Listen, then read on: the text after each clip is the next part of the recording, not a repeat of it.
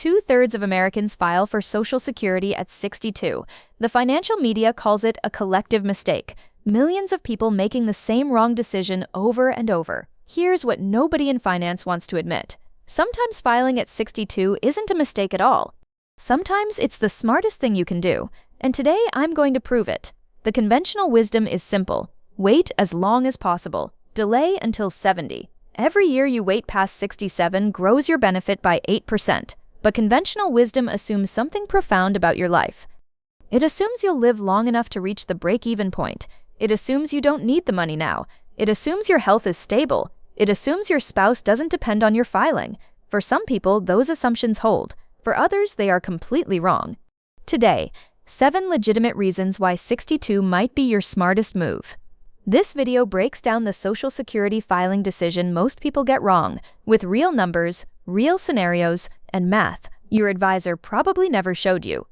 For anyone born in 1960 or later, full retirement age is 67. File at 62. Permanent 30% reduction. Your $4,000 benefit drops to $2,800. File at 70. It becomes $4,960. That's $2,160 monthly difference for life. The question everyone asks, when do I break even? 62 versus 67, break even at age 78. 62 versus 70, break even between 80 and 81. 67 versus 70, break even at 82. Claim at 62, live past 80. Waiting would have paid more. Claim at 62, pass at 76. You come out ahead by tens of thousands. The Social Security Administration removed the break-even calculator from their website because simple math was leading people to wrong decisions. Because this decision isn't about a spreadsheet, it's about your health, your spouse, your income, your life.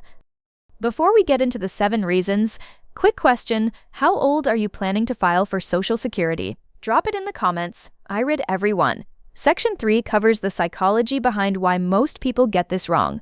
It will change how you see this decision. Stay with me. Reason 1. Filing unlocks spousal benefits. Your spouse cannot collect spousal benefits until you file. This catches almost everyone off guard. Spousal benefits can provide up to 50% of your full retirement benefit. For some households, that's substantial additional income. Meet Carol and James, both 62. James has a strong earnings history. Carol has minimal work credits. If James waits until 70, Carol waits 8 more years for any income. 8 years, $2,000 a month, gone. $2,000 a month times 96 months, $192,000 in household income that James's delay just eliminated. The lesson, optimize for household total benefit, not individual. Run both spouses' scenarios together, always. Reason 2, your health suggests you won't live past your mid-70s. I know this is uncomfortable, but pretending you'll live to 90 when the evidence says otherwise isn't optimism. It's poor planning. Meet Margaret, 62 years old, type 2 diabetes, heart condition, family history of early mortality. Her doctor gives her a realistic life expectancy of mid-70s. She files at 62. Her benefit, $2,240 a month. If Margaret waits to 67 and lives to 75, 8 years of payments. Total, $307,200. If she files at 62 and lives to 75, 13 years of payments. Total, $349,440, $42,000 more. Because Margaret knew her own timeline, not what conventional wisdom assumed, what her health actually told her. Social Security is insurance for your retirement. If your retirement will likely be shorter, the insurance should pay out sooner. Reason 3. Survivor benefit strategy. When one spouse dies, the survivor can switch to the deceased spouse's benefit if it's higher. Carol files at 62 on her own record. $1,400 a month while both she and James are alive. When James passes, Carol switches to his survivor benefit, $4,960 a month. She collected income from both records. This requires honest conversation about health expectations. But for couples where one partner has longevity concerns, it's a compelling reason to file early.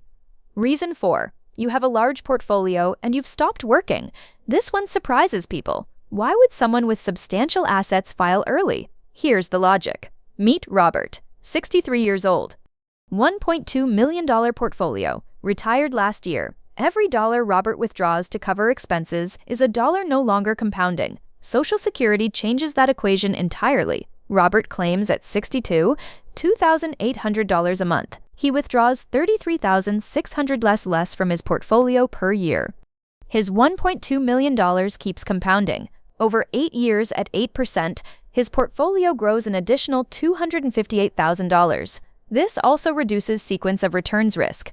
If markets drop early in retirement while you're withdrawing heavily, the damage can be permanent.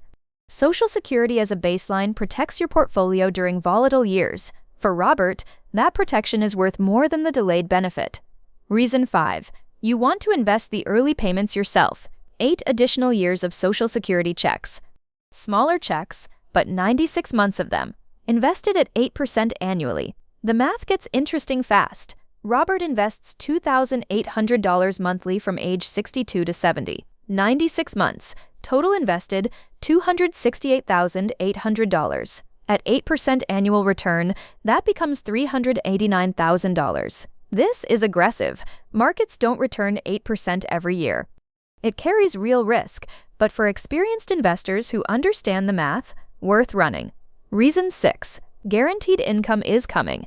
A pension, a deferred annuity, another reliable stream starting soon. Social Security becomes a bridge, not a foundation. It covers your gap years until the guaranteed income begins. Pension starts at 65. Social Security from 62 to 65 covers 3 gap years. Once the pension begins, combined income exceeds what you need. Reason 7. You simply cannot work past 62. Your body gave out. Decades of physical labor. Construction, manufacturing, nursing. By 62, your body made the decision. Or maybe it's not physical. You were laid off. Months of searching. Age discrimination is real. Extremely difficult to prove, but extremely real. Using Social Security when you genuinely need it isn't failure. It's the system working as intended. You paid into it for decades. Don't let financial shame prevent you from using what's yours. 7 reasons down. Now the psychology. Why do most people get this decision wrong? 2 biases, working against you at the same time, in opposite directions. Loss aversion. The permanent 30% reduction feels like losing something you already had. It doesn't. It's accepting a lower baseline in exchange for earlier access. Those are different things. Knowing the difference changes your decision. Present bias. We systematically overvalue money now versus money later. This pushes people toward early filing for emotional reasons, not strategic ones. Know which one you're doing. Right reason to file at 62. Strategic. Health. Spousal optimization. Portfolio. Pension bridge. Wrong reason. Impatience. Fear. Not understanding the math. The big number comes after this section. You need to see what the wrong decision actually costs over a lifetime. Stay with me. Needing. Now, 3 situations where you should absolutely not file at 62. Stop 1. You're still working with substantial income. The 2026 earnings limit is $24,480. Earn above that before full retirement age. Social Security withholds $1 for every $2 you earn over the limit. Permanent 30% reduction and payments withheld. That combination makes zero financial sense.